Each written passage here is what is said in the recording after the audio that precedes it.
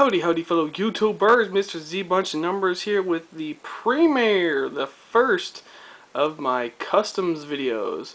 Now I already had a couple customs in progress before I got the remainder of my tools, but I did a couple more last night just to try things out and experiment with things. And the first one I did is the Variate back there, but I'll get to that second. The first one is this Studebaker Champ. I'm calling this the Rice Baker. Just use some permanent marker and then some paint remover, and then, you know, kind of junked it up and gave it a ricey look to it. And yeah, didn't really do too much with this one because this was actually a donor car, and I was just kind of using it to experiment with different things and see how stuff works. And as you can see here, the bottom's pretty gunked up as far as when I drilled it out and used my standard thing to get it all cleaned out so I could pull it apart. This thing was a pain in the butt to pull apart, and I have a feeling all of them are going to be that way because the base goes all the way from the top, or from the bottom to the top in the front, which makes it extremely hard to pull apart. And then the back is also extremely difficult to pull apart because the casting, it was a little bit messed up, and there was a piece of the metal that was sticking over the back of this chassis. So this thing was nearly impossible to pull apart, and I almost had to destroy it just to get the wheels off of it. Now the wheels are what I stole off this truck, and that's just the Rice Baker. And then this is the one I used to experiment with the paint stripper I got over here. Tall strip, mar huge, whatever.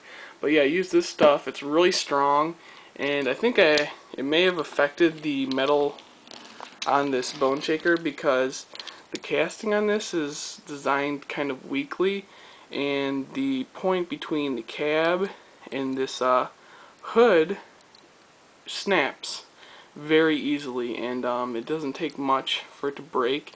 So that's definitely going to be a point of interest when it comes to customizing this car, is that this point right here snaps off, and that's where the rivet is that holds the car together. So basically what happens is this little cab sinks down because it doesn't have the hood to hold it up. But it does hold up. It's just if you bump it or kind of rub into it, it'll fall down. But yeah, so that was one mistake that happened. And then here is my Silverado. Oh yeah, 83 Silverado custom edge. This is what I'm going to call the California Customs 83 Silverado. This is really just a mock-up. I have some duct tape down there to hold some paperclip axles in place, but my eventual plan is to use the 4x4 flash cider axle in the back to give it the high raked look / California custom look. But this is my junkyard dog custom. Used some permanent marker, sanded it up, used duct tape to make a bed cover, and then a little price tag in the back window that you can't really see. Yeah, there goes $250. But yeah, I thought that looked interesting. So there's my California custom Silverado. And last but not least, my first official wheel swap is this Variate.